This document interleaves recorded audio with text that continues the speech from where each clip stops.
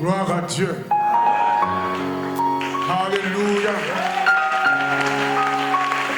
Est-ce qu'on se sent bien dans sa présence? Est-ce que vous l'aimez? Alléluia. Gloire à Dieu. Lui, il vous a aimé d'un amour éternel. L'amour que tu as pour ta femme est un amour du temps. L'amour que tu as pour ton mari est un amour du temps. Mais l'amour de Dieu pour toi est un amour éternel. Alléluia. Gloire à Dieu. Amen. Ce n'est pas par hasard que l'Apocalypse, le révélateur, l'apôtre Jean pouvait dire que l'agneau a été immolé dès avant la fondation du monde. Amen. Nous disons nos détracteurs que nous ne sommes pas sauvés aujourd'hui. Nous disons à ceux qui nous dénigrent dans le christianisme que nous avons existé avant le temps.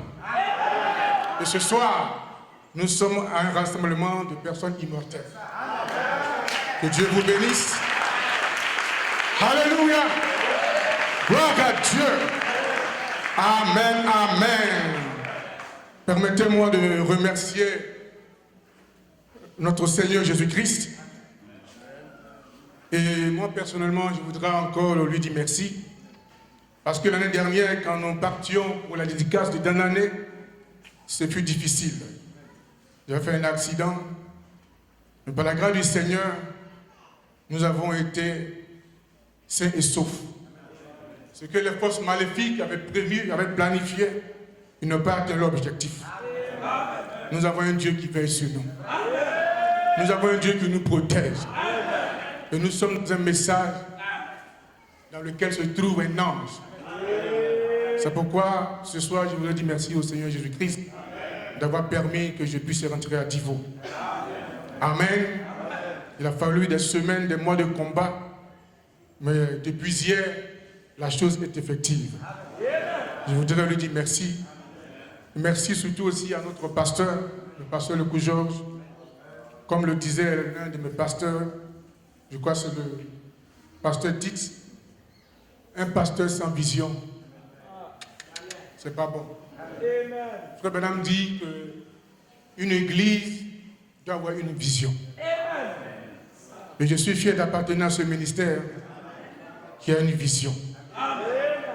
Souvent nous chantons que nous sommes l'épouse de Christ, l'épouse de Christ. Mais vous devez savoir que chaque épouse, amen, si elle doit s'en tenir à la parole de Dieu, elle doit respecter ce qu'on appelle la maternité sacrée. Et comme l'église est une épouse, l'église doit enfanter. C'est-à-dire une assemblée doit enfanter d'autres assemblées. Amen. Comme l'a dit le frère parfait, un chrétien doit être capable de distribuer la vie éternelle. Et par cela, il donne naissance ainsi à d'autres enfants de Dieu. Même si tu invites quelqu'un à venir à l'église et que ton pasteur prêche et que la personne est touchée, la personne est régénérée, tu auras une couronne dans le ciel. Nous remercions le Seigneur pour ce ministère auquel nous sommes si fiers d'être co-ouvriers avec le pasteur Lecou Georges. Gloire à Dieu. Et je voudrais saluer le précieux frère, notre doyen, Zorobabel. Amen, amen.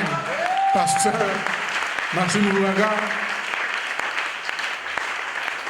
Nous l'apprécions. Amen.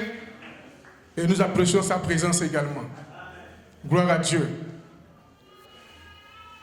Notre cher frère Baudouin, Joël de Danané, que Dieu le bénisse.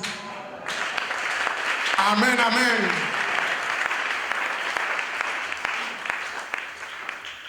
Dieu que nous adorons, il est bon. Amen.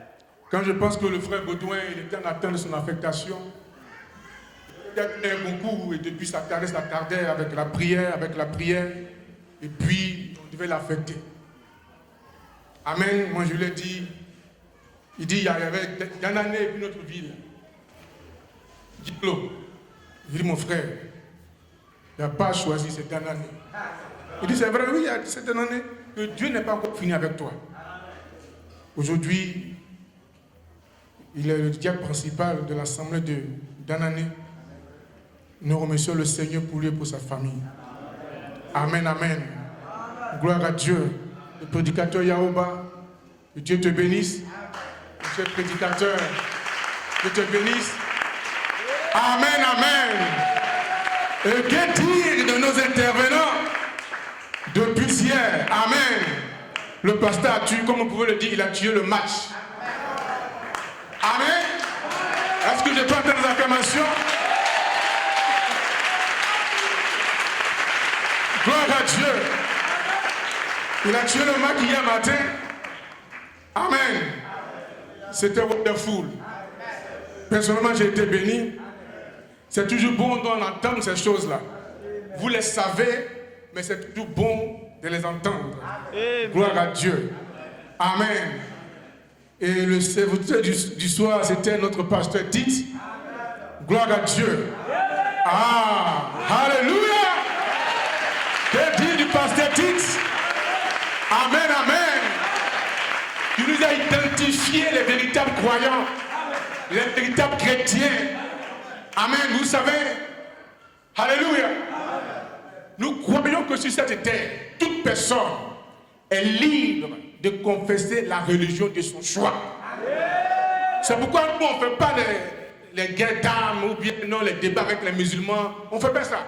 Toute personne est libre de confesser la religion de son choix. Pourvu qu'elle soit sûre que cette religion-là va lui garantir le salut. Le salut. Amen. Et nous qui croyons ce message, nous faisons la différence entre la religion et le salut. La religion, c'est donner des habits aux pauvres. La religion, c'est faire des œuvres sociales. La religion, c'est faire tout ce que vous savez, toutes ces choses. Mais le salut, ça concerne l'âme. Alléluia. Quoi qu'en de nuit, Nicodème est venu voir le Seigneur Jésus-Christ. Amen. Pour lui dire, Rabbi, nous les grands docteurs, nous reconnaissons que toi tu viens de Dieu. Jésus ne s'est pas laissé flatter par Nicodème. Amen. Il a dit à Nicodème, en vérité, il faut que tu naisses de nouveau. C'est ça le salut biblique. La nouvelle naissance. C'est ça, quand tu es né de nouveau, on dit que tu es chrétien. Et le pasteur dit hier nous a donné les caractéristiques d'un chrétien. Amen. Que Dieu le bénisse. Gloire à Dieu. Et que Dieu de mon jeune frère, qu'on a parfait, perfectos. Alléluia ce matin. C'est une grande invitation à venir aux eaux de la source. Alléluia. Que Dieu soit béni. Je vais espérer que l'invitation ait été entendue. Amen.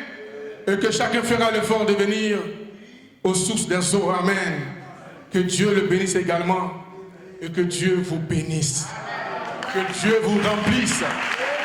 Que Dieu vous amène à l'adoption. Qu'il vous donne le désir de vos cœurs. Alléluia. Gloire à Dieu. Amen. Salutations à nos instrumentistes. Je vous ai reconnu aujourd'hui. Amen. Que Dieu vous bénisse. Les conducteurs des chants, les pianistes, les guitaristes, les frères au tambour, les frères à la technique. Que Dieu vous bénisse. Amen. Amen. Vous encore une fois, que Dieu vous bénisse.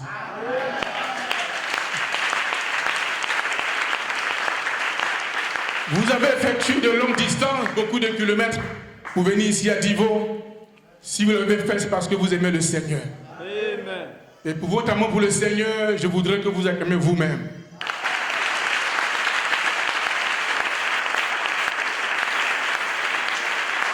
Amen. On va dire juste un mot de prière.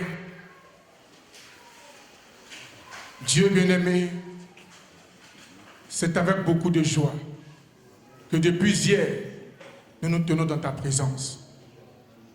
Tu as dit au Seigneur dans les Écritures sacrées qu'il est doux et agréable pour des frères d'être ensemble, car c'est là que tu fais descendre tes bénédictions. Effectivement, depuis hier, Seigneur, nous confessons que nous sommes bénis. Parce que dans la eux est une mission. Et nous te sommes reconnaissants pour ce fait-là, Seigneur. Oh Dieu, nous sommes au deuxième jour de la fête. Et au deuxième service de ce deuxième jour, il me revient aussi ce canal entre tes mains, au travers de qui tu devras parler à tes enfants. Je voudrais m'écarter et te laisser avoir la prééminence. Dieu, ce n'est pas facile quand je prends ce que je vais parler sous le contrôle de tes éminents serviteurs qui sont assis à ma droite. Je compte sur leur soutien. Je compte sur les prières. Je compte également sur les prières de tes enfants qui sont non pas les paroles d'un homme. Parce que mes paroles certainement pourront créer la mort, mais les paroles qui viennent de toi vont leur donner la vie. Car tu as dit, l'homme ne vivra pas de pain seulement, mais de toute parole qui sort de la bouche de Dieu. Quelqu'un ce soir a faim, je prie que le pain de vie lui soit donné. Quelqu'un ce soir a soif, je prie que le de vie lui soit donné. Et que nous ressortions rassasiés de la parole de Dieu. Seigneur Jésus-Christ, toi tu es le Dieu éternel. Tu nous as prouvé ton amour pour nous. Nous voudrons au Seigneur notre tour faire tout ce que nous pouvons faire. Et de combien de fois nous t'aimons. Oh Dieu, et la prééminence, bénis-moi Seigneur. Fais de moi ce canal au travers de qui tu vas dire juste quelques mots, Seigneur, à ton peuple. Encore une fois Seigneur, merci pour ce temps que tu permets. Merci pour toutes choses que tu as disposées. Et nous te sommes infiniment reconnaissants. Nous te prions dans le nom de ton Fils, Jésus-Christ. Amen. Gloire à Dieu.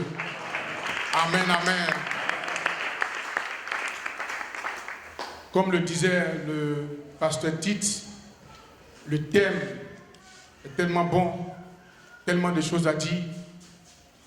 Mais comme nous ne sommes pas encore dans l'éternité et que nous sommes soumis au temps, amen, nous pouvons dire que l'essentiel. Qu'est-ce que je peux dire d'autre après tout ce que mes prédécesseurs ont dit ici du haut de cette chaire? Le thème, c'est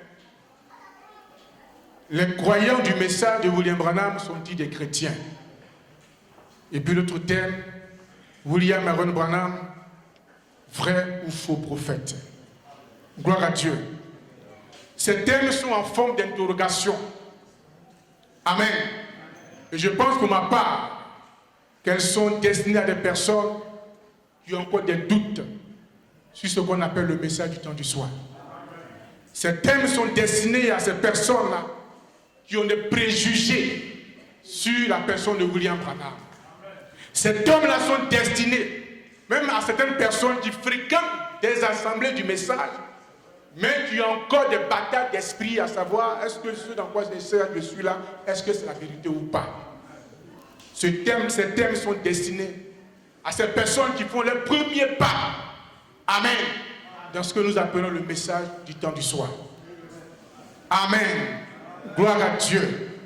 Et nos frères, nos pasteurs, avec des arguments irréfutables, ils ont soutenu que William Branham est un vrai prophète. Et par voie de conséquence, les croyants du message de William Branham sont des chrétiens. Si vous cherchez des chrétiens, ne jetez pas vos regards ailleurs. Allez-y dans des endroits, ce qu'on appelle les branhamistes. C'est au milieu d'eux que se trouvent des chrétiens. Je ne dis pas que toute personne qui fréquente une église du message est chrétienne. Je ne dis pas que toute personne qui vient dans une église du message est forcément chrétienne. Mais je dis ce soir que c'est au milieu de ces gens-là que se trouvent les chrétiens et les chrétiennes. Alléluia! Gloire à Dieu! Amen! Amen! Comme je l'ai dit bien tout à l'heure, parce que pour nous le salut, ce n'est pas qu'on vienne danser à l'église. Tout ça c'est bon. Celui qui est sauvé peut danser à l'église. Mais celui qui n'est pas sauvé, il peut aussi danser à l'église. Le sauvé dit amen à la parole. Il peut sauter plus haut. Amen. Mais le non sauvé également peut dire amen à la parole. Sauter plus haut que le sauvé. Gloire à Dieu. Amen. Gloire à Dieu. Et c'est au milieu de ces gens-là qu'on peut trouver des chrétiens. qu'on peut trouver des chrétiens. Les arguments que les frères ont avancés sont des arguments irréfutables, je le répète. Comme le disait le jeune frère parfait, personne ne peut nous convaincre. Personne ne peut nous convaincre le contraire de ce que nous croyons. Alléluia. Personne ne peut le faire. Amen. Qu'est-ce que j'ai à dire? Je voudrais parler seulement sur un petit sujet. Moi, je ne parle pas trop assez. Juste un petit sujet que j'ai intitulé William Branham dans l'histoire récente du christianisme. Voici, c'est tout. C'est un bulletin d'information. C'est un flash. Le flash ne dure pas. Et un bulletin d'information vient apporter des informations. Gloire à Dieu. J'aurais voulu qu'il y ait beaucoup de pentecôtistes parmi nous. C'est à eux de dessiner ce thème-là. Mais ce n'est pas bien grave. Nous, on va se fortifier. On va faire enfoncer nos racines davantage pour ne pas être ballottés. Quel que soit le vent qui soufflera, nos racines seront tellement enfoncées que nous n'aurons pas à être ballottés. Alléluia. Nous allons prendre Luc. Juste pour avoir un petit contexte, un petit texte qui va servir de contexte. Luc, chapitre 1er. À partir du verset 1er jusqu'au verset 4e. La Bible dit ceci. Plusieurs ayant entrepris de composer un récit des événements qui se sont accomplis parmi nous, suivant ce que nous ont transmis ceux qui ont été des témoins oculaires dès le commencement et sont devenus des ministres de la parole. Les témoignages sont importants dans la vie chrétienne. Les évangiles sont des témoignages des disciples. Amen. Et Luc, dans ce moment en train de lire l'épître, il dit, il m'a aussi semblé bon, après avoir fait des recherches exactes sur toutes ces choses depuis leur origine, de te les exposer par écrit d'une manière suivie, excellent Théophile, afin que tu reconnaisses la certitude des enseignements que tu as reçus. Puisse le Seigneur ajouter toutes les bénédictions à la lecture de sa parole. Veuillez vous asseoir, s'il vous plaît. Amen, amen. William Branham, puisque dans les deux thèmes, il est question de William Branham. Les croyants du message de William Branham sont-ils des chrétiens? William Branham, vrai ou faux prophète? Puisqu'il est question de William Branham, c'est pourquoi je dis William Branham dans l'histoire récente du christianisme. Je dis c'est un bulletin d'information, c'est un flash. Et nous croyons que le Seigneur va nous aider. Amen. Mais je voudrais demander de Dieu que vous sachiez, s'il y a des personnes nouvelles au milieu de nous, qu'elles sachent qu'au commencement était la parole, que la parole était avec Dieu et que la parole était Dieu. Que le Dieu que nous servons, que le Dieu que nous adorons, il ne fait pas les choses au hasard. Dieu planifie les choses. C'est pourquoi au jardin d'Éden, après la chute d'Adam et d'Ève, après que Ève et Adam aient quitté leur position de Dieu amateur, amen, Dieu a mis sur pied un plan de rachat, un plan de rédemption. Dieu travaille par plan. Notre Dieu est un programmeur. Il ne fait pas les choses au hasard. Il fait les choses selon un plan bien déterminé. Gloire à Dieu. Amen. Et comme il fait les choses selon un plan bien déterminé, c'est pourquoi mes frères, vous remarquerez qu'il y a beaucoup d'hommes d'histoire qui ont écrit sur l'histoire de l'Église. Beaucoup d'historiens ont écrit sur l'histoire de l'Église. Amen. Mais quand Dieu, lui, écrit l'histoire de l'Église, Dieu prend la peine de la subdiviser en 7 époques, en 7 dispensations ou en 7 âges. Or, pourtant, ces historiens, ils ont relaté des choses vraies, mais ils n'ont pas eu le temps. Amen. Comme ils ne sont pas des planificateurs divins, ils ne pouvaient pas subdiviser l'histoire, le plan de l'Église en des époques. Et Dieu l'a fait. C'est pourquoi, quand vous lisez votre Bible, amen, dans le livre de l'Apocalypse, à compter du chapitre 2 jusqu'au chapitre 3, il est question des lettres que Dieu adresse à des églises. N'est-ce pas, mes frères et sœurs? Amen. Il est question des lettres que Dieu adresse à des églises. Il y en avait 7 églises. Ces 7 églises-là étaient des églises qui existaient bel et bien à leur époque. Ces 7 églises étaient des églises qui existaient en Asie mineure. Gloire à Dieu. Amen. Mais quand vous lisez cette Bible, quand vous lisez ces épîtres-là, ces lettres-là adressées à ces églises, vous êtes d'avis avec moi que c'était des lettres prophétiques. Amen. Dieu, par ces lettres-là, était en train de dépeindre l'histoire de l'Église. L'histoire, le temps par lequel l'Église va passer, de la Pentecôte jusqu'à l'enlèvement de l'Église. Gloire à Dieu. Amen. Et vous remarquerez avec moi, mes frères et sœurs, quand Dieu adresse la lettre est adressée à un ange. Il est dit, écrit à l'ange 2. Écrit à l'ange 2. Écrit à l'ange 2. N'est-ce pas, mes frères et sœurs? Gloire à Dieu. Amen, amen. Oh, merci Seigneur. Le mot ange vient du latin angelos. Angelus. Amen.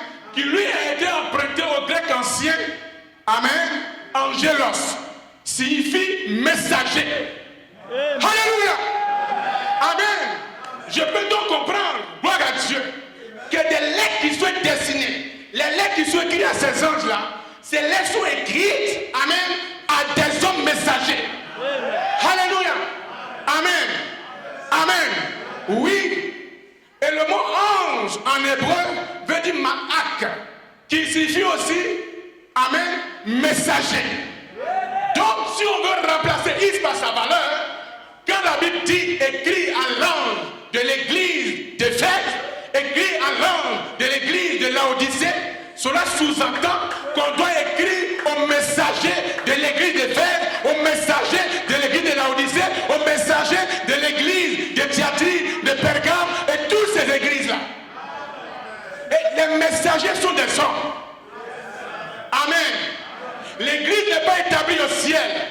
L'église est établie sur la terre. Amen. Donc ces anges-là, ce sont des messagers, ce sont des hommes. Ce n'est pas Gabriel, ni Wamou, ni Michael. Ce sont des hommes comme vous et moi. Gloire à Dieu. Alléluia. Vous remarquerez encore avec moi, mes frères, quand la lettre est adressée, celui qui a la primaire du contenu de la lettre, c'est le messager.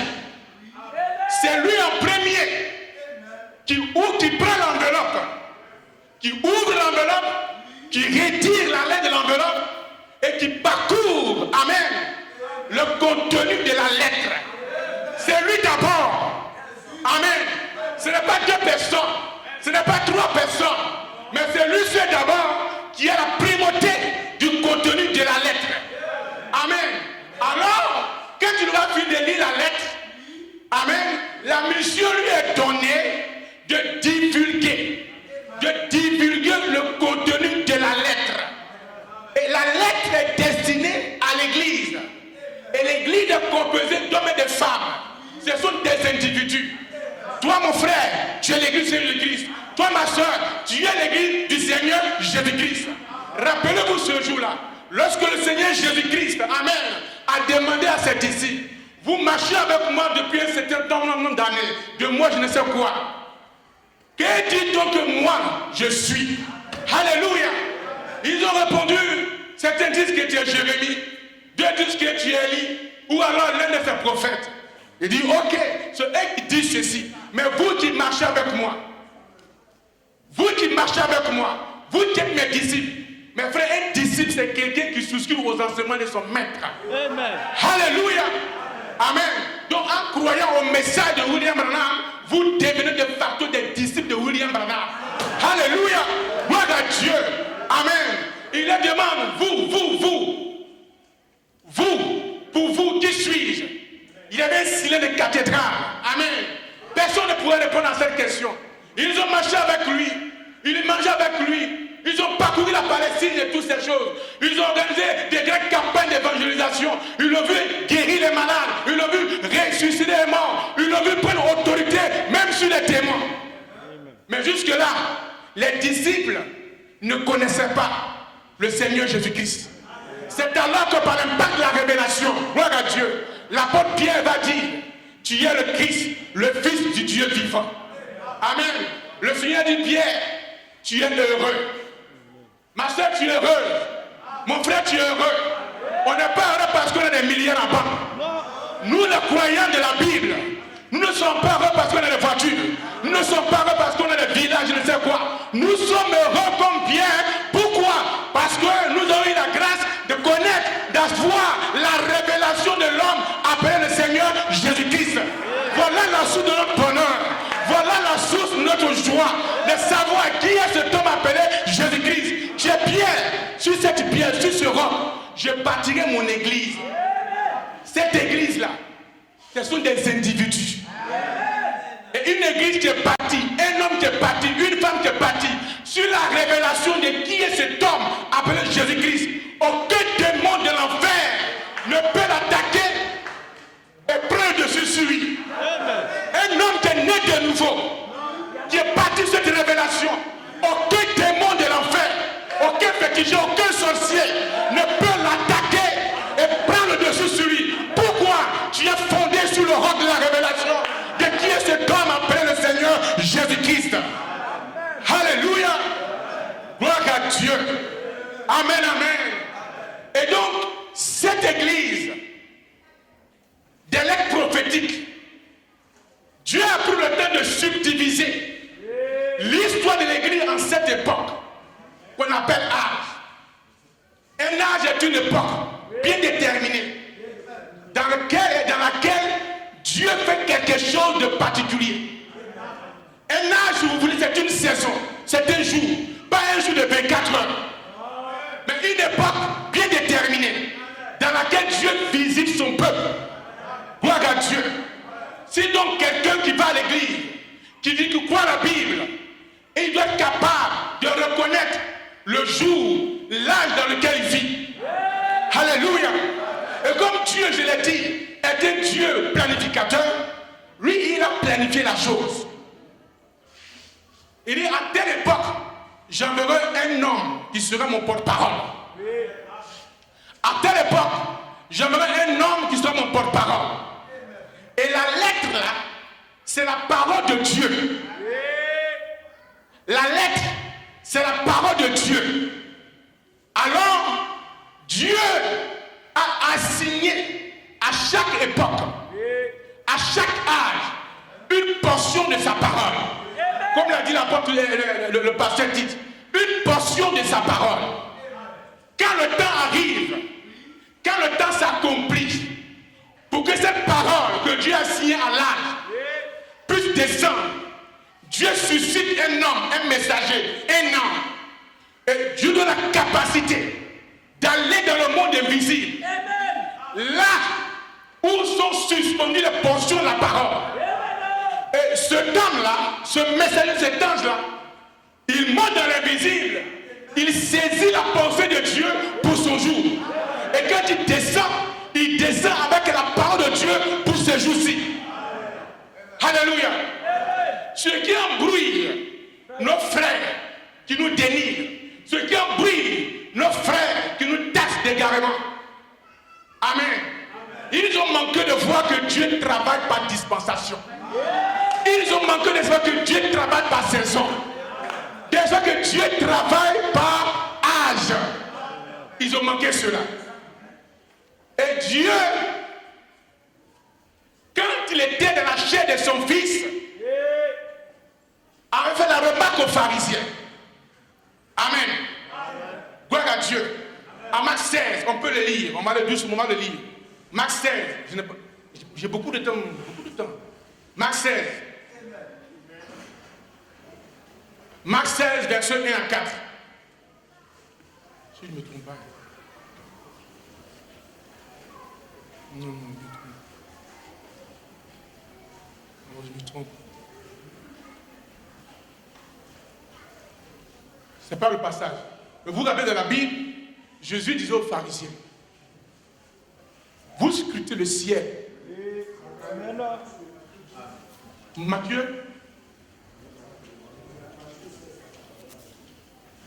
Matthieu 16, non? Ouais, non, c'est Matthieu 16, pas Marc. C'est Matthieu 16, 1 à 4. Matthieu 16. Matthieu 16. J'ai mal lu ma propre écriture. Matthieu 16, 1 à 4. Les pharisiens et les sadducéens abordaient Jésus. Et pour l'éprouver, lui demandaient de leur faire voir un signe venant du ciel. Jésus leur répondit, le soir, vous dites, il fera beau, car le ciel est rouge.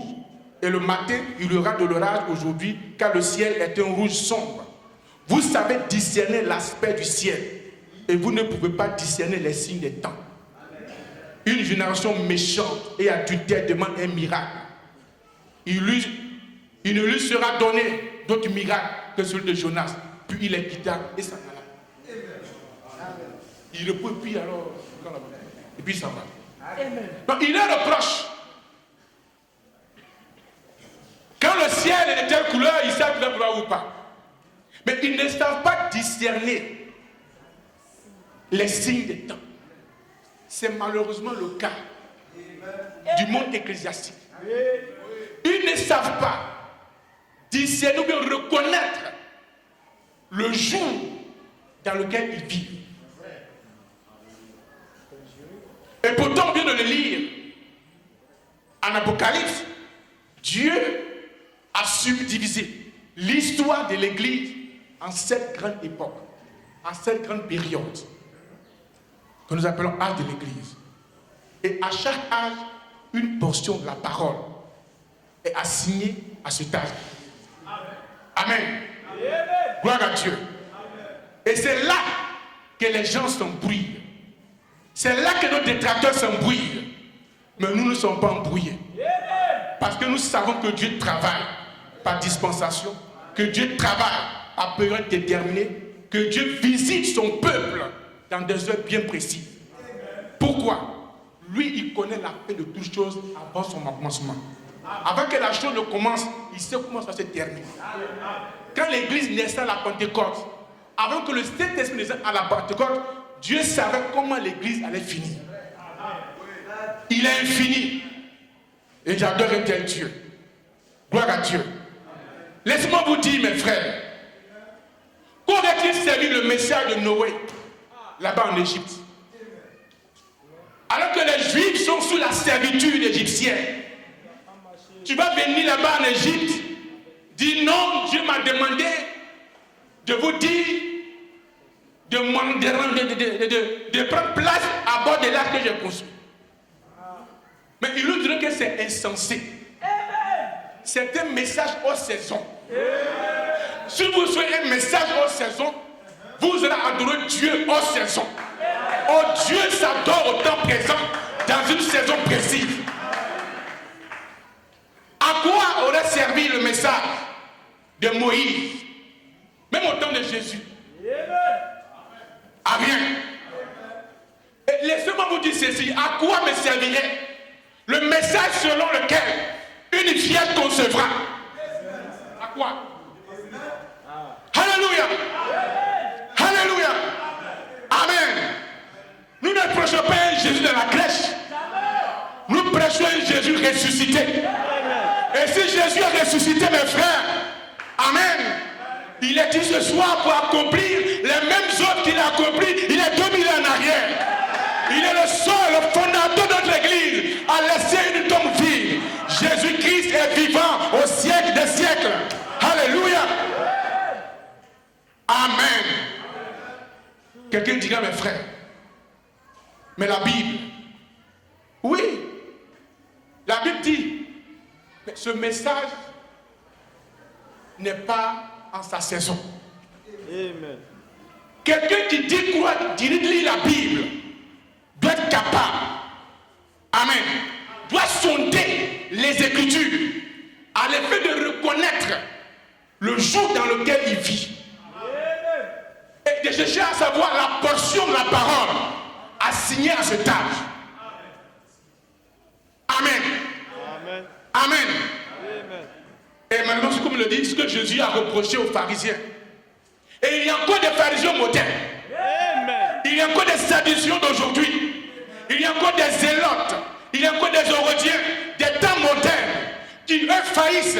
Ils ne peuvent pas reconnaître les temps, les signes des temps. Pour eux, le temps continue. Il manque de voir que Dieu traite par dispensation. S'ils lisaient la Bible réellement, ils sauraient le temps dans lequel ils vivent. Je m'adresse à mes amis pentecôtes, amis protestants, amis catholiques. Parce que dans Pentecôte, il y a beaucoup de groupes. Dans Protestant, il y a beaucoup de groupes. Sauf la vieille catholique. Amen. Si vous lisez votre Bible, vous sauriez que juste avant la fin des temps, que juste avant la destruction, Dieu, en accord avec Malachie 4, enverra un messager avec l'esprit d'Élie. Parce que ces promesses sont dans la Bible. Comment lisez votre Bible? Et vous ne voyez pas les promesses de Dieu faites pour ces jours-ci. Alléluia. Amis pentecôtistes, vous ne savez pas que vos pères en un temps ont reconnu le ministère prophétique de William Branham. Gloire à Dieu. Alléluia. Amen. Les pères pentecôtistes au début du XXe siècle ont reconnu en William Branham un homme envoyé de Dieu. Alléluia. Amen. Allez-y interroger, non pas les temps anciens, mais les temps récents. Et vous saurez par vos pères que William Branham est un homme envoyé de Dieu. Alléluia. Gloire à Dieu.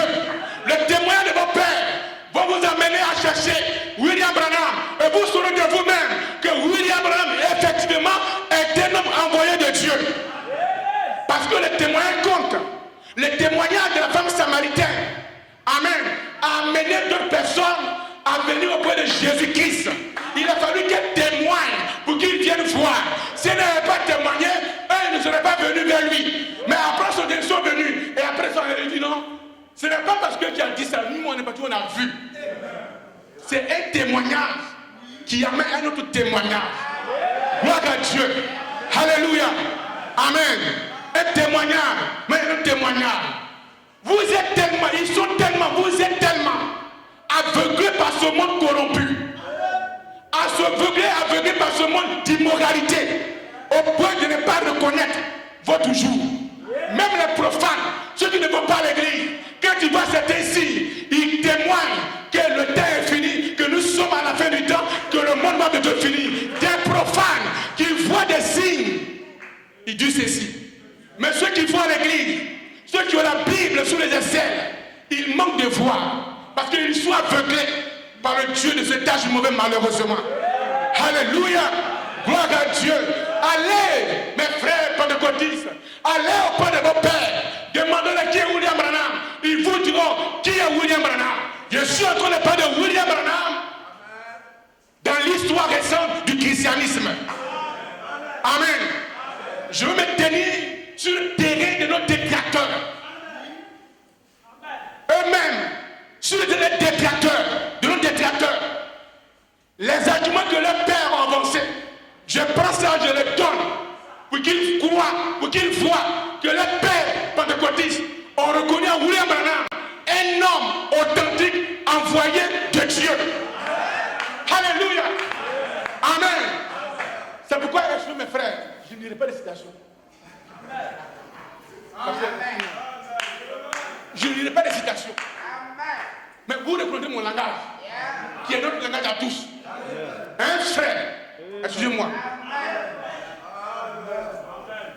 Amen. Amen. Oui, il vous diront que William Branham était un envoyé authentique de Dieu. Que William Branham était un prophète. Pas qu'il fût un prophète. Parce qu'un prophète ne meurt jamais. Même mort, il demeure prophète. Un prophète demeure toujours prophète, même après sa mort. 1 Samuel 28, 4 à 20. Lorsque Saül avait des ennuis, il allait interroger une femme qui, elle, à son tour, interroge des morts. Amen. Une sorcière. Et après cette incantation, elle a vu sortir un homme. Ce qui m'intrigue, elle dit, je vois venir un Dieu. Je vois venir un Dieu. Oh, mes pentecôtistes. Ah, je suis là aujourd'hui. Parce qu'en réalité, leur histoire se confond avec celle de William Branham. L'histoire des pentecôtistes se confond avec l'histoire de William Branham. Parce qu'en réalité, c'est à eux que William Branham a été envoyé. Je peux comprendre les catholiques, je peux comprendre les protestants, mais les pentecôtistes, c'est à eux que William Branham a été envoyé. Et aujourd'hui, leurs enfants le rejettent. Or, c'est une malédiction de rejeter un prophète de Dieu. Si vous rejetez un prophète de Dieu, vous serez maudits. Amen. Gloire à Dieu. Comme mes chers personnes l'ont dit, William Branham est un vrai prophète. Et ils ont défini un prophète, c'est un voyant. Un prophète, il est celui à qui vient la parole. Amos 3, 7.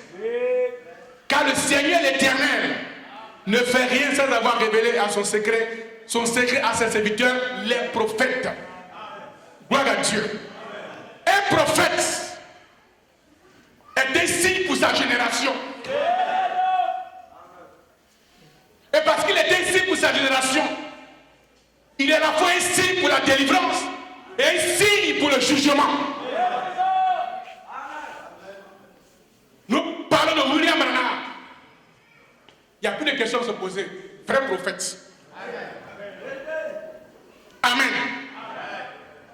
Mais je vous avertis qu'un prophète est un signe pour sa génération. Il est un signe à la fois pour la délivrance et un signe pour le jugement.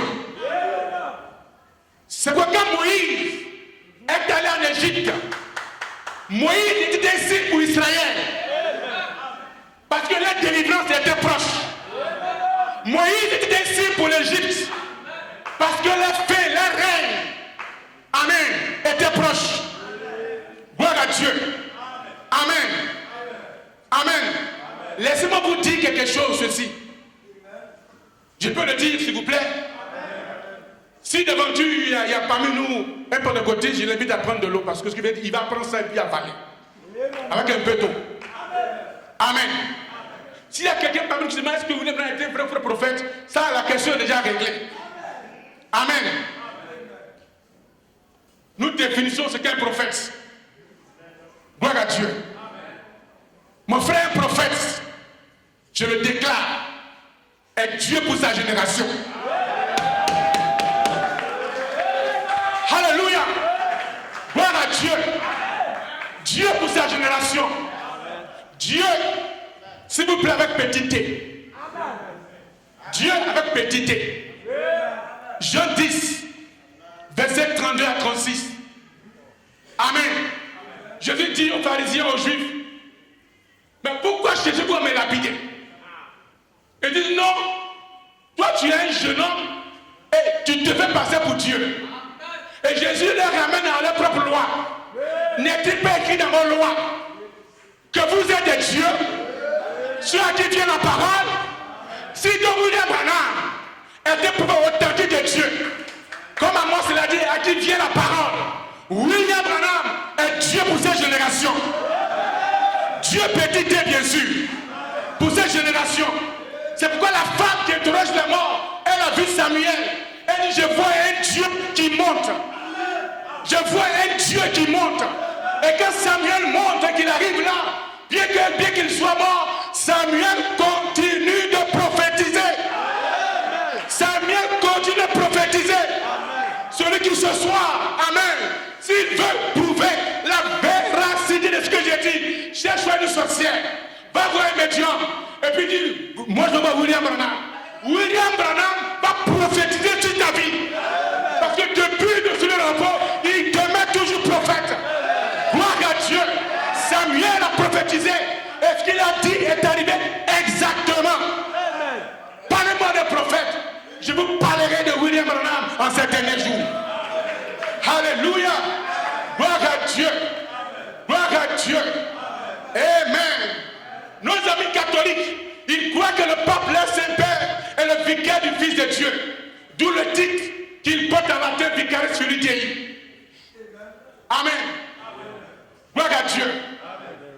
Mais mes frères, si nous voulons parler d'un représentant de Dieu dans notre époque, je vous dirai, sans prétention aucune, que c'est cet homme appelé William Marion Branham.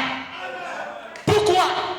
Parce que lui était la manifestation de Dieu dans la chair humaine. Et ce que je dis, amen, je le dis à partir des témoignages de vos pères pentecôtistes. Alléluia. Des gens qui ont vécu au temps de frères Branham. Des gens qui ont servi dans le pentecôtisme authentique et vrai. Des gens que Dieu a utilisés pour restaurer les dons de l'esprit. Alléluia. C'est eux qui ont vu à William Branham la manifestation de Dieu dans la chair. Nous qui croyons cela, nous le disons, frère, il nous aussi dit. Alléluia. Gloire à Dieu. Alléluia. Gloire à Dieu. Oui. Dans chaque âge, l'homme que Dieu envoie, qu'on appelle homme de la Bible, qui était messager, celui-là, il représente Dieu pour son âge. On peut pousser un peu. Amen. Cet homme-là, dans votre âge, mais tu l'as dit, parfait. Tu l'as dit, cet homme-là dans l'âge-là, il est la vie de Dieu dans l'âge. Donc si tu veux avoir la vie de Dieu dans l'âge, tu as l'obligation d'aller vers cet homme. En dehors de lui, il n'y a point de vie. C'est écrit dans la Bible. Alléluia. Amen, amen. Oh, que c'est beau. Amen. Amen. Donc c'est lui. Ce n'est pas le Saint-Père. Avec tout le respect que nous lui devons, il n'est pas le vicaire du Fils de Dieu sur cette terre. Ce n'est pas lui. C'est un messager que Dieu envoie sur cette terre. Vous qui lisez et étudiez l'histoire, même Wesley a représenté Dieu dans son âge. Luther a représenté Dieu dans son âge. Et si vous voulez voir Dieu, vous devez aller vers ces hommes. Mes frères, Jésus a donné les clés du royaume à Pierre. Pierre a été cet homme-là, ce ministre de la parole, qui a ouvert les portes du ciel.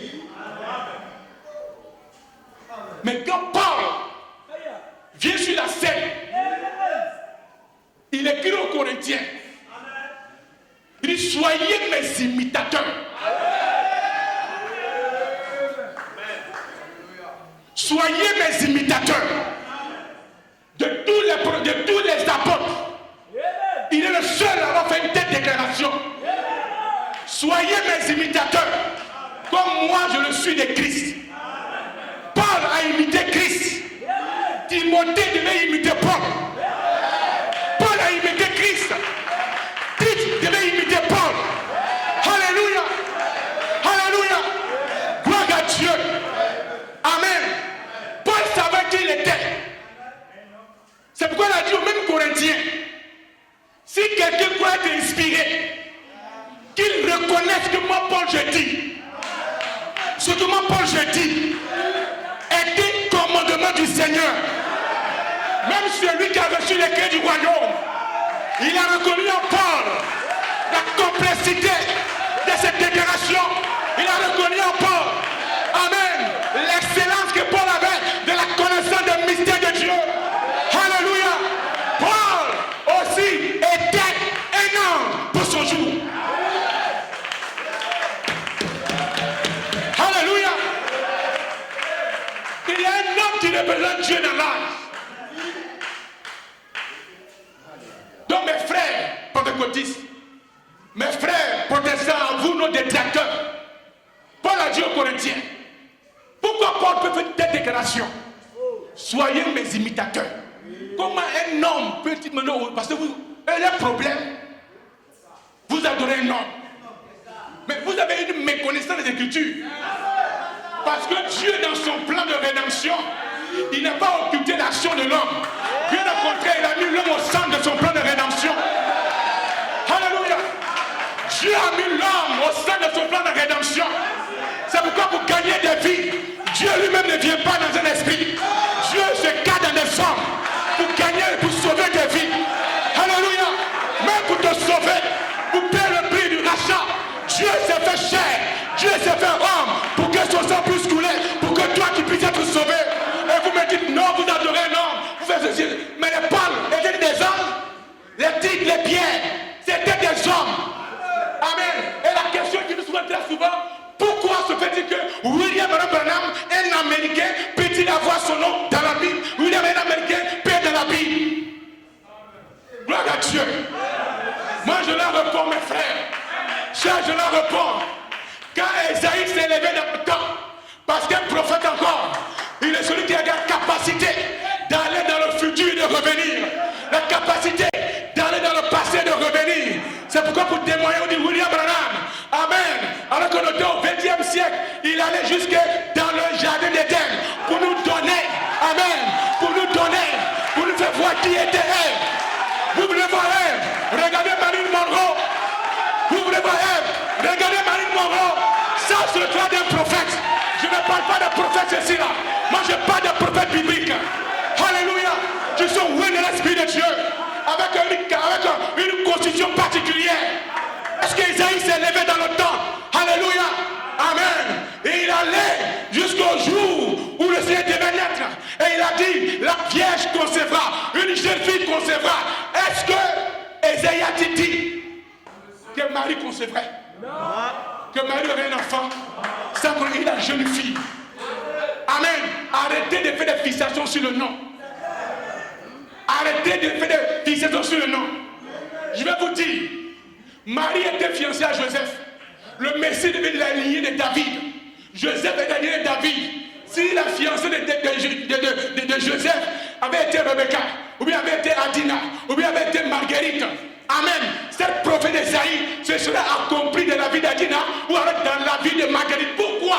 Parce que Marguerite serait fiancée à Joseph et comme le Messie doit venir derrière David, Joseph étant derrière David, la prophétie s'est accomplie dans la vie de Marie. Arrêtez vos fixations. Nous identifions le ministère. Nous parlons. Nous regardons l'accomplissement de la prophétie. Alléluia. Gloire à Dieu. Amen, amen. Oh, il y avait dit que je n'ai pas assez de temps, mais là, vraiment, Dieu coule. J'avais beaucoup de temps, mais dès que je m'étais trompé. On arrive à la formation. On arrive à la formation. Alléluia. Gloire à Dieu. Amen. Parlez-moi des prophètes. Je vous parle de William Branham ces derniers jours. C'est pourquoi avant de l'annoncer, Dieu il est tellement amour. Il est tellement bon. Il nous aide dans notre compréhension des Écritures. Il donne des indices. Quand il annonce William Branham, parce que nous remplaçons Is par sa valeur. Gloire à Dieu. Parce que le pasteur Dieu a démontré par Is. Amen. Amen. Que Malachie 4. Amen, c'est William Branham. N'est-ce pas? Donc quand Dieu annonce William Branham, Quand Dieu annonce ce messager qui doit venir avec l'esprit d'Élie, il nous demande de nous souvenir de Moïse. Pourquoi? Parce que ce qu'il a fait avec Moïse, il le fera avec ce messager. Amen. Gloire à Dieu. Et ce message selon Malachie 4, quand vous lisez, Dieu s'apprête à détruire la terre. Mais avant qu'il détruise la terre, il dit, voici, je vous enverrai Élie le prophète. Amen. Gloire à Dieu. Amen. Lorsqu'Élie pose la question à Jésus-Christ, pourquoi l'Esprit dit-il qu'Élie doit venir premièrement et rétablir toutes choses? Il dit, je vous dis, Élie doit venir premièrement rétablir toutes choses. Mais Élie est déjà venu et il ne l'a pas reconnu. Ce Élie qui est déjà venu, qui ne l'a pas reconnu, c'était Jean-Baptiste. Amen. On peut le lire en Luc. Luc, rapidement. De quoi Luc chapitre 2. Luc chapitre 1. Il a dit ceci. Car il sera grand devant le Seigneur. Il ne boira ni vin ni liqueur enivrante, et il sera rempli de l'Esprit Saint dès le sein de sa mère. Amen. Ça, c'est l'un qui parle la chose à Zacharie. Il ramènera plusieurs des fils d'Israël au Seigneur leur Dieu. Il marchera devant Dieu avec l'esprit et la puissance d'Élie. Alléluia. Et ça, c'est Jean-Baptiste. Amen.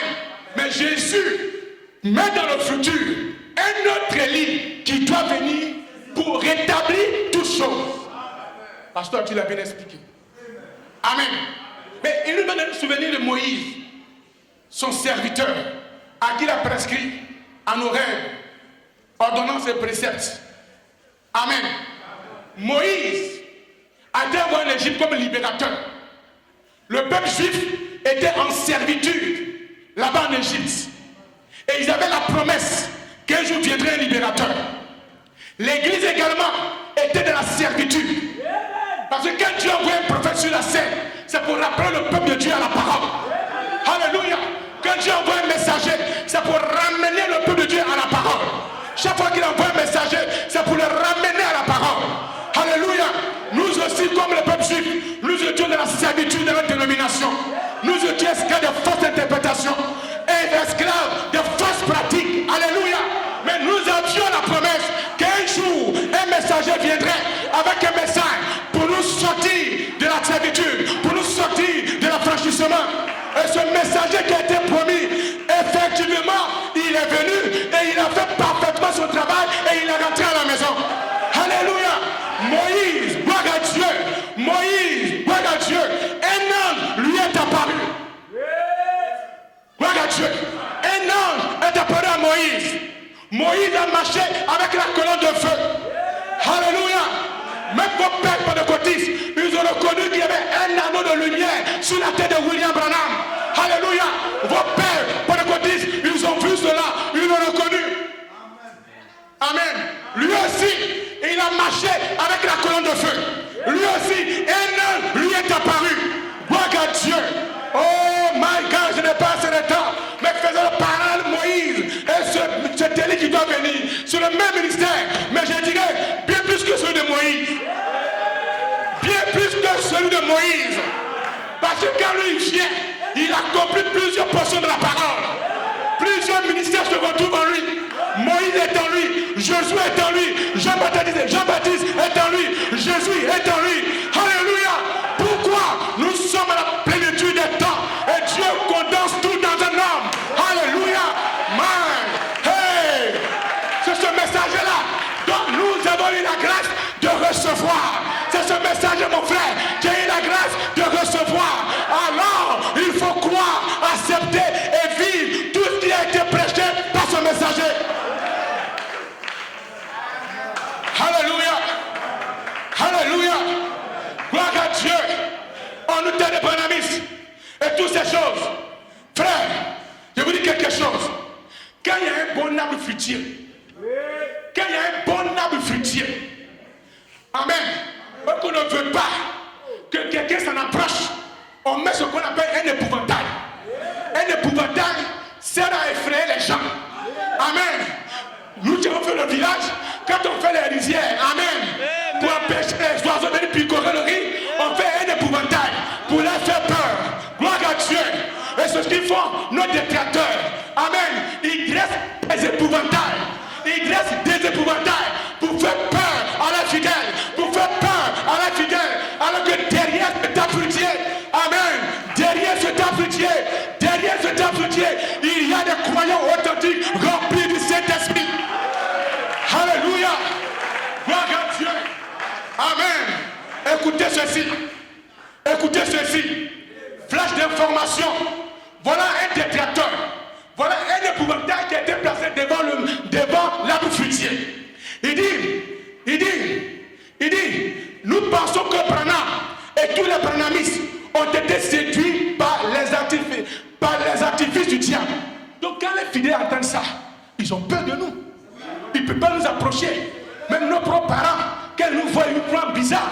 Parce que pour eux, nous sommes des enfants du diable. Qu'est-ce que c'est, mes frères? Qu'est-ce que c'est, mes soeurs? C'est un épouvantail que le diable dresse là. Alléluia. Amen. Il est un arbre fruitier. Mais il dit encore que nous sommes séduits. De quel droit Branham aussi déclarer quelqu'un coupable et prêt pour le jugement? Il s'arroge une faculté que seul le Seigneur possède. L'attitude de Branham nous fait penser directement à l'accusateur des frères, le diable. Voilà un épouvantail qui est dressé devant ce message que vous croyez. Quand quelqu'un voit ça, il a peur. Quand il entend ça, il a peur. Il dit, regarde les femmes, elles sont bizarres. Regarde les femmes, elles sont ce qu'elles sont. Quand on voit ça, ils ont peur de s'approcher. Mais ce soir, je te dis, derrière cet épouvantail, si quelqu'un est ici et qu'il est pentecôtiste, qu'il prenne son courage à deux mains, qu'il gère lui-même, il verra que derrière l'épouvantail, il verra des hommes, il verra des femmes authentiques, remplies du Saint-Esprit. Alléluia. Amen. Alléluia. Il y a une différence entre ceux qui croient au Billy Branham et ceux qui le rejettent. Comme il y a une différence entre Abel et Caïn. Caïn était des bons types. Caïn était un adorateur. Abel aussi était bon. Abel aussi était un adorateur. Mais il y a une différence entre Abel et Caïn. C'est qu'Abel servait Dieu avec la révélation. Alors que Caïn servait Dieu en dehors de la révélation. C'est comme certains, ils servent Dieu en dehors de sa saison. Ils servent Dieu avec des aliments avariés. Mais les croyants du message, ils ont une faculté qui leur a donné de reconnaître le jour dans lequel ils vivent. Alors, ils ont pu saisir la portion de la parole pour le jour. C'est pourquoi ils peuvent s'estimer heureux. Ils peuvent marcher à telle route. Pourquoi? Ils savent sur quoi ils se tiennent. Cet épouvantail ne peut pas faire peur à un fils de Dieu. Cet épouvantail ne peut pas faire peur à une fille de Dieu. Je parle à des hommes courageux. Je parle à des femmes courageuses. Vous avez entendu parler de William Branham. On vous a découragé. N'allez pas là-bas. Les femmes sont aussi. Elles sont sales. Elles sont démodées. Oui, nos femmes sont démodées. Nos femmes sont démodées. Nos femmes sont démodées. Nos femmes sont les lestères. Elles ne s'accommodent pas avec le monde. Avec la mode. Alléluia. Ôtez-moi cet épouvantail. Ôtez cet épouvantail. Derrière, il y a un arbre fruitier. Alléluia. Alléluia. Gloire à Dieu. Frères et sœurs. Amen. Frères et sœurs. Cette église, cet âge. Amen. Le 7e. Amen. Il doit apparaître sur la scène. Et l'histoire récente nous enseigne. Amen. Que pendant que les précurseurs du pentecôtisme, parce que Dieu avait commencé à les retirer un à un. Des grands précurseurs. Je leur nomme mes frères. Amen. Vous appuyez la Force Square. Nous étions en Force Square également. Et même ma personne, on ne peut pas avec elle. Amen. Il y a John Alexander Dewey. Il y a John Lake. Il y a Smith. Wigglesworth. Il y a Maria Woodworth, c'était une femme. Amen. Les David Bill. Les Charles S. Dr. Charles Price. C'est pas notre prêtre à prophétiser sur les choses. C'était notre docteur, Charles Price. S. Price. Amen. Ceux-là, c'était les précurseurs du pentecôtisme aux États-Unis. Amen. Dieu devait accomplir la portion de la parole d'après chapitre 3. Amen. Où l'église se trouve maintenant. Amen. Dans l'âge de Laodicée. Dans l'âge de Laodicée. Et comme à chaque âge, il y a un messager qui apparaît sur la scène. Qu'est-ce que Dieu fait? Il va faire retirer, faire entrer à la maison tous ces grands précurseurs du pentecôtisme. Ceux-là, ils croyaient qu'ils croyaient Dieu. Ils croyaient au don de l'Esprit. Amen. Ils ont aspiré à un réveil.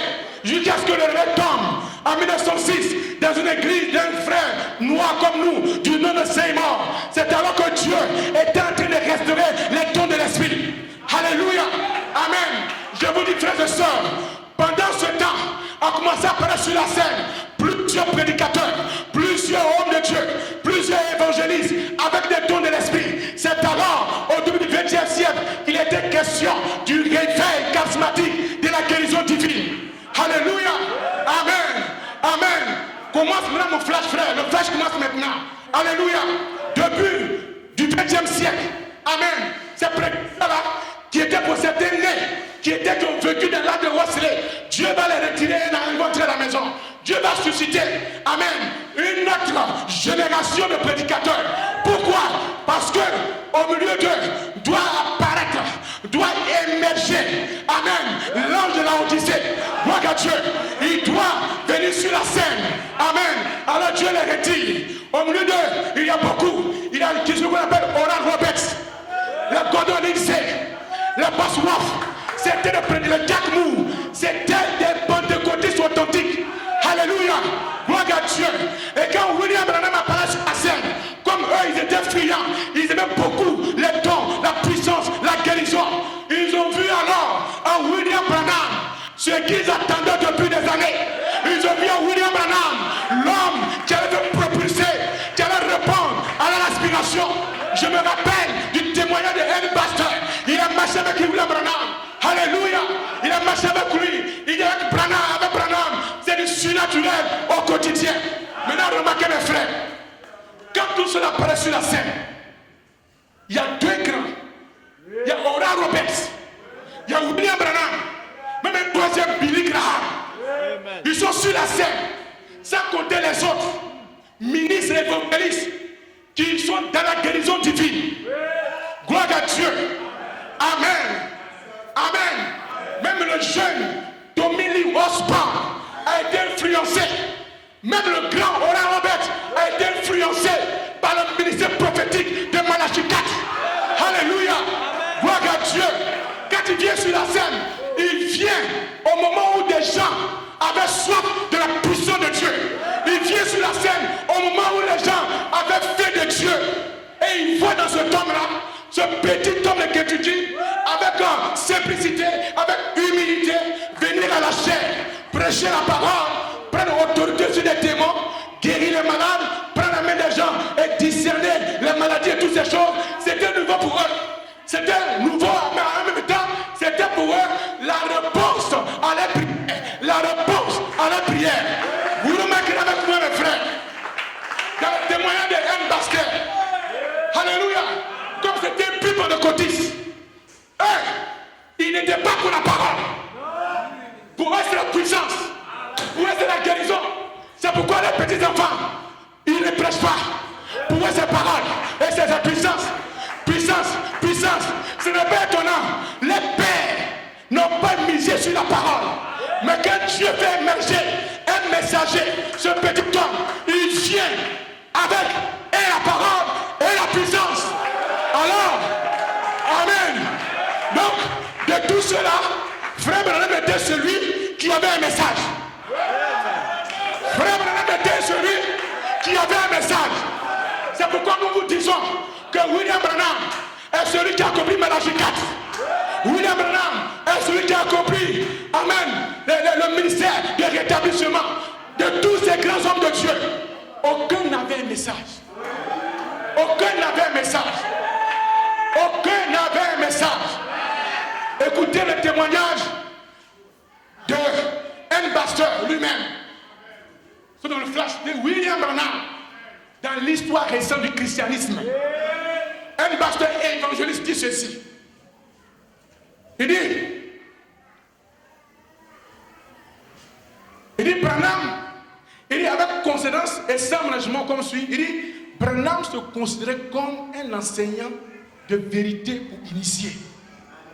Lui, il a marché avec Frère Branham. Donc, Il dit William Branham a commencé à enseigner des choses comme ces choses étaient pour les initiés. Donc lui, il n'était pas tout d'accord avec ça. Donc souvent, il y a des choses même, quand Branham avait dit, il ne peut pas dire. Mais au moins, et puis Branham l'écoutait. Mais à un moment, frère Branham ne l'écoutait plus. Et lui, maintenant, c'est l'embêté, il est parti. Donc, un pasteur est parti parce que lui, il était là pour les signes, pour les miracles. C'était un peu fruit du pentecôtisme. Oral Robert a fait toutes ces grandes choses, mais il n'avait pas de message. Oral Robert, il a été un œcuménique. Donc, il ne peut pas être celui que Malachi annonce. Il ne peut pas être celui qui doit accomplir le ministère du rétablissement. Parce que l'œcuménisme est contraire aux Saintes Écritures. Alléluia. Mais de tous ces grands hommes de Dieu, de tous ces grands pentecôtistes, celui qui avait un message, celui qui avait des enseignements, c'était William Marion Branham. Et les enseignements de William Branham ramenaient les chrétiens à la foi apostolique. Ces enseignements, quand tu les recevais, amen, tu pratiquais le christianisme comme les premiers chrétiens dans la Bible. Alors que les autres, leur ministère était basé uniquement sur la puissance, la démonstration de puissance et toutes ces choses. C'est bon, mais la mécanique, c'est la dynamique, ce n'est pas bon. Et la dynamique, c'est la mécanique, ce n'est pas bon. En un mot, je vais dire, mon frère pentecôtiste, si tu as la puissance, c'est bon. Mais il faut que tu aies aussi la parole. Et l'important même, c'est la parole. Sinon, si c'est la puissance, le diable a accompli plus de miracles. Plus de miracles.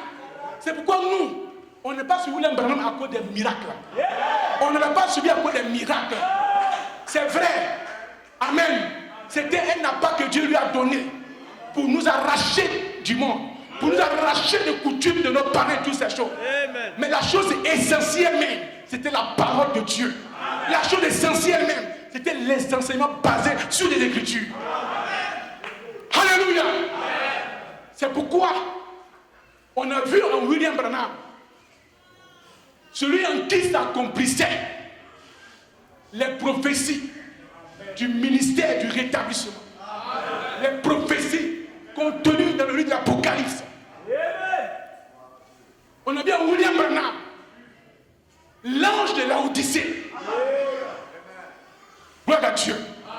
Amen. Maintenant, on demande à un pasteur, tu as marché avec William Branham, tu as vécu avec lui. Est-ce que William Branham a été influencé par les précurseurs du pentecôtisme? Hein? Il dit non. Il dit non, pas du tout. William Branham n'a pas été influencé par qui que ce soit. Amen. Au contraire, au nom de ses précurseurs, ceux qui sont restés vivants, comme Bosworth, c'est eux-mêmes que Branham a influencé. Oui, parce que Bosworth est patriarche du pentecôtisme. C'est allié aux jeunes prédicateurs. Parce que Bosworth, il était un authentique pentecôtiste. Lui, au moins, s'il devait, il reconnaît, il y avait la puissance et la parole. Bosworth prêchait aussi la parole. Il a vu qu'en ce temps-là, en ce jeune homme-là, non seulement la puissance, mais ses enseignements étaient basés sur les Saintes Écritures. Chers frères pentecôtistes, interrogez les temps récents et vous verrez que William Branham, il a eu un très bon témoignage de vos pères. Il y a un historien. Amen. Du nom de David Edwin Harrell Jr. Lui, il est mort en 2021. Il a écrit un livre pour retracer l'histoire du réveil de la guérison divine. Et il a interrogé beaucoup de pentecôtistes. Et pour la plupart, ils sont unanimes que William Branham était inégalé. Même son ami Gordon Lindsay. C'est parce que Gordon Lindsay a vu à William Branham. C'est lui qui répondait à leur aspiration. Il a vu à William Branham non seulement un prophète et un voyant de Dieu, mais par ses enseignements, les croyants revenaient à la Bible. C'est comme ça que Gordon Lindsay est devenu ami à William Branham. William Branham était sur une scène dans un climat pentecôtiste. Même les livres, même son associé Neville. Neville fut un méthodiste. Livre baptiste. Beaucoup de ses amis, les Jack Mou et autres, quand ils ont vu le ministère, Amen. Ils ont quitté les dénominations. Ils ont quitté leur église. Ils ont abandonné les pasteurs avec de faux enseignements. Ils ont dit nous voulons la puissance, mais aussi la parole. Ils ont suivi William Branham. C'est Dieu qui a imposé William Branham au monde. Alléluia. C'est Dieu qui l'a imposé au monde. Ce n'est pas lui. Il était issu d'une famille pauvre. Même son église, c'était des pauvres gens. C'est pourquoi il a déclaré un jour, je me rappelle, au temps de la guerre, nous venions ici. Lui, il prêchait en salopette. Mais aujourd'hui, vous paraissez beau. Chacun d'entre vous a un compte bancaire. Vous avez des véhicules et toutes ces choses. Amen. Donc, il n'avait pas d'argent. Il n'avait rien pour se poser au monde. Alors que le Hora Robert, ils ont construit des universités bibliques. Ils ont construit des hôpitaux. William Branham est resté avec la parole et avec Dieu. Amen. Quand Dieu appelle William Branham, Amen. Tout ça c'est récent, c'est vérifiable, c'est certifié.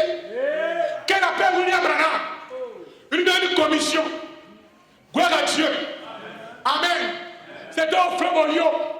Alors qu'il baptisait la 17e personne, une lumière mystique, mystérieuse, s'est suspendue sur sa tête. Et dans les articles des journaux chrétiens en Amérique, ils ont publié une lumière mystique sur la tête d'un jeune prédicateur baptiste. Amen. De cette lumière, une voix est sortie, comme ce jour-là sur le mont Sinaï, lorsqu'une lumière est apparue à Moïse. De cette lumière, une voix est sortie. Moïse, Moïse. Alléluia. Et la voix qui est sortie de cette lumière, gloire à Dieu, comme la voix qui est sortie, Amen, sur le chemin de Damas, dans votre Paul. Cette lumière mystique, c'est l'ange du Seigneur lui-même. Alléluia. Et il a dit, comme Jean-Baptiste fut envoyé comme précurseur de ma première venue, toi je t'envoie avec un message comme précurseur de ma seconde venue. Selon le témoignage de Dominique Osborne, vous les Ivoiriens pentecôtistes, vous l'avez reçu ici en 2020, en 2002. Avec une main, il est venu ici en Côte d'Ivoire. Il a fait des grands miracles. Oui, Dominique Osborne, vous l'appelle Monsieur l'Afrique. Parce que lui, quand il a été Web Abraham, direction l'Afrique. Son ministère a eu beaucoup de pactes en Afrique. Donc beaucoup de pentecôtistes, beaucoup de chrétiens, Ivoiriens, Africains. Ils savent qui est Dominique Osborne. Il dit ceci. Écoutez bien ceci. Il dit le premier soir où j'ai entendu et vu Frère Branham prêcher, je n'ai pas entendu de voix.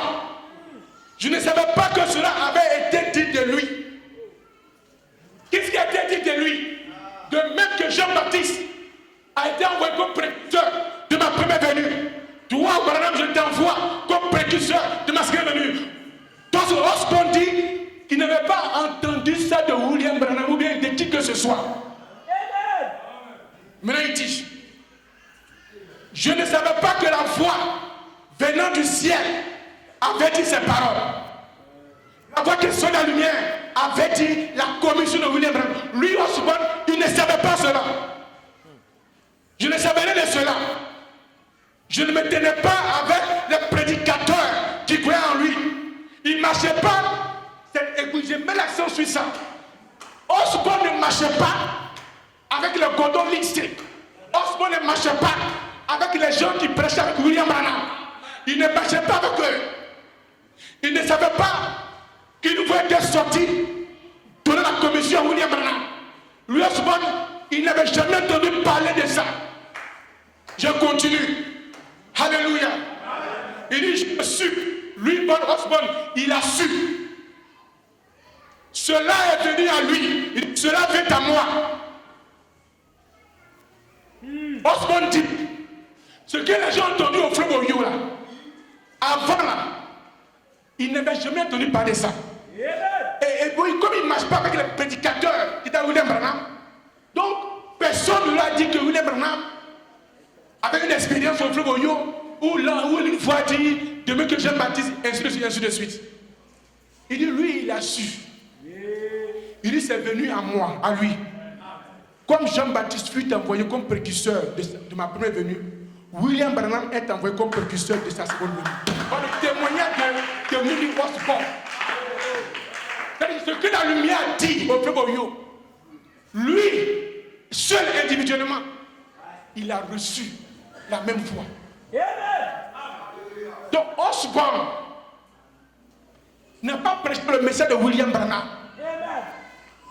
Osborne, après avoir été oué par Branham, il a pris son chemin.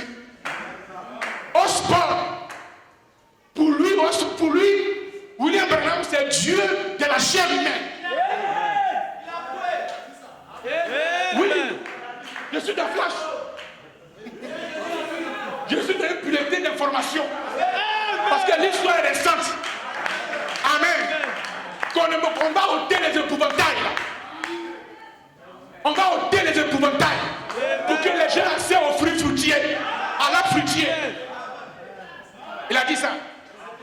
Il dit, Osborne dit, ainsi, ce halo de lumière qui est apparu à sa naissance, l'étoile, l'ange, le discernement, les dons, toutes ces choses furent données dans ce but. Pourquoi? Pour nous montrer Dieu à nouveau.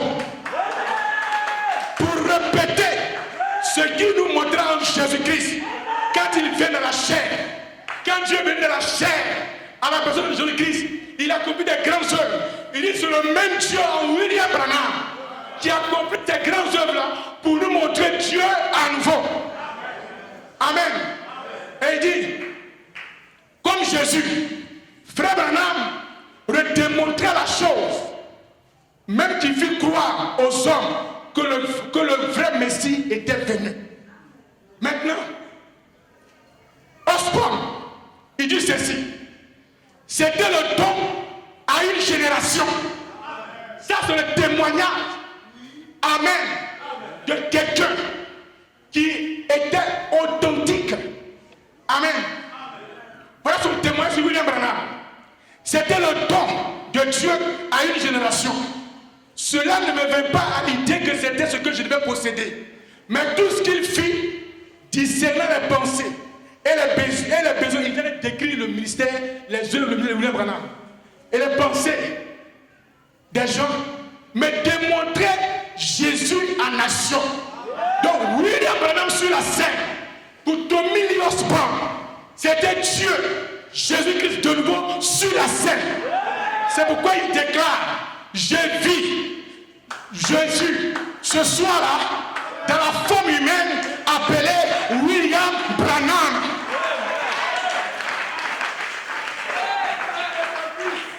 Alléluia. Tommy Lee Osborne est mort pentecôtiste. Tommy Lee Osborne n'a pas prêché le message de William Branham. C'était pentecôtiste pur. Voilà son témoignage. Il dit, je voyais Dieu à l'œuvre dans un montagnard du Kentucky. Je voyais la parole de Dieu, la parole vivante qui ne peut être brisée, démontrée par la suite la plateforme. Je ne vis pas un signe que je désirais. Je voyais que Dieu vivait aujourd'hui. C'est Tommy Lee Osborne. Amen. Amen. David Edwin, c'était un historien américain. Il est mort il n'y a pas longtemps, en 2021. intitulé Toutes choses sont possibles. All things are possible. Il dit ceci. La majorité de ceux qui ont participé au réveil de la guérison divine, le réveil de la guérison divine, celui qui a été le fer de lance, c'est William Branham. Les pentecôtistes eux-mêmes l'ont témoigné. Oral Roberts a été influencé par William Branham. La majorité de ceux qui ont participé au réveil de la guérison divine, qui fit irruption en 1947, considèrent William Branham comme étant son initiateur. Donc le réveil de la guérison divine a eu pour initiateur William Marion Branham. Ça, ce sont des témoignages des plus pentecôtistes. Gloire à Dieu. Amen. Alléluia. Il dit William Branham devait être prophète pour sa génération. Soit après soit, devant des milliers de croyances stupéfaites, il discernait les maladies des malades et les déclarait guéris. La puissance des réunions de William Branham demeure légendaire et inégalée dans l'histoire du mouvement charismatique. Ça, c'est dans le livre Toutes choses sont possibles de David Edwin Arel. Ce n'est pas un croyant du Messie qui a écrit ce livre. Lui, il n'a fait que retracer, écrit sur l'histoire du réveil de la guérison divine qui a eu lieu au début du XXe siècle. C'était pentecôtiste qui a écrit ceci. Ce n'est pas un frère du Messie. Je me tiens sur vos arguments, vous pentecôtistes. Faites attention, votre histoire est confondue à celle de William Branham. Alléluia. Autre information venant de Oral Roberts. Il a reconnu William Branham, un homme humble et pieux, dans le ministère inégalé, dans la puissance inégalée, dans les enseignements inégalés. D'ailleurs, tous ces grands pentecôtistes n'avaient pas de message.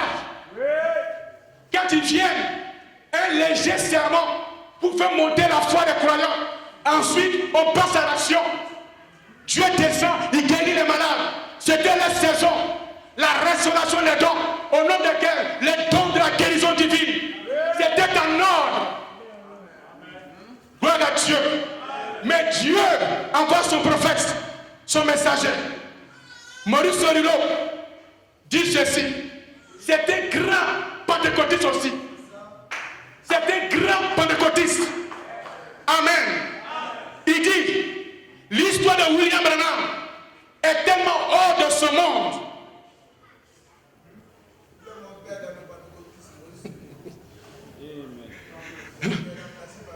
Amen.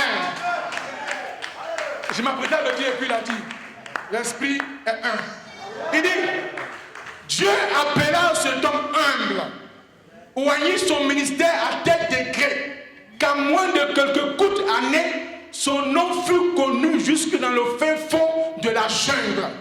Partout où vous irez dans ce monde, vous constaterez que le nom de ce messager vous a précédé.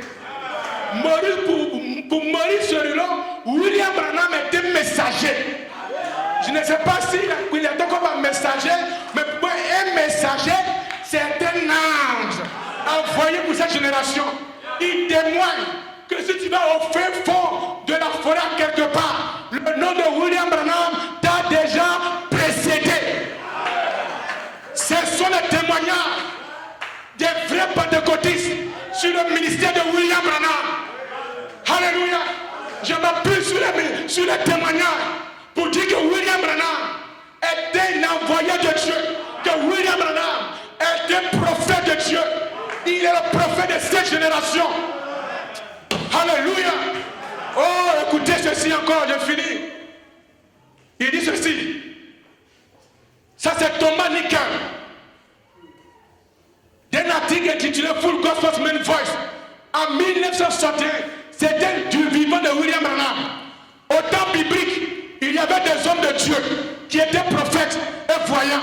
Mais de toutes les églises sacrées, aucun ne semblait avoir un plus grand ministère que celui de William Branham. Est-ce que vous avez entendu? Souvent, nous, on le dit. On le dit parce que Rabbi l'a dit. Mais lui, écoutez ce qu'il dit. Il dit, au temps biblique, il y avait des hommes de Dieu qui étaient des prophètes et des voyants. Mais de tous les écrits sacrés, aucun ne semble avoir eu un plus grand ministère que celui de William Branham. C'est quand lui il parcourt la Bible. Quand il parcourt la Bible, de tous ces grands hommes de Dieu, tous ces prophètes, selon Thomas Nickel, aucun ne semble avoir eu un plus grand ministère que celui de William Branham, un prophète et un voyant. William Branham a été utilisé par Dieu pour ressusciter les morts dans le nom de Jésus. Alléluia. Gloire à Dieu. Amen. Amen. Amen. Et enfin, Gordon Lycée, c'était un frère de celui qui a écrit. Amen. Gordon Lycée, il a vu un frère Branham, ce prophète, cet homme de Dieu qu'ils attendaient. Et j'ai fini sur ça, parce que dans une minute. Il dit, l'histoire de William Branham est tellement hors de ce monde et au-delà de l'ordinaire que si l'on n'était pas en présence de preuves irréfutables, c'est-à-dire que le ministère, la vie de William Branham était tellement mystérieuse, avec beaucoup de mystères, que s'il n'y avait pas de preuves irréfutables, vraiment c'est compliqué de croire. C'est compliqué de croire. C'est ce qu'il dit. Et au-delà de l'ordinaire, que si l'on n'est pas en présence de preuves irréfutables attestant son authenticité, on pourrait donner raison à quiconque la jugerait exagérée et incroyable. Comment? Mais les faits sont si bien connus et d'une nature telle qu'ils sont facilement vérifiables par tout examinateur sincère qu'il demeure un témoignage de la faible intention divine de se révéler à nouveau aux hommes, comme au temps des apôtres, des prophètes et des apôtres. L'histoire de la vie de ce prophète, car il est prophète, même si ce thème est peu commun, témoigne en effet de la réalité que les jours bibliques sont à nouveau ici. Donc William Branham est celui qui a ramené les jours bibliques en ces derniers jours. Il est celui qui vous ramène votre foi à la foi des pères apostoliques. Shalom, que Dieu vous bénisse, demeurez dans le Messie de l'heure. Pourquoi? Parce que le Messie de l'heure, c'est le message de la restauration. Ce message, c'est ma guérison, c'est ta guérison. Ce message, c'est ma liberté, c'est ta liberté. Ce message, c'est ta bonne santé. Ce message te donne l'immortalité. Que Dieu vous bénisse. Et grand merci au pasteur le coup.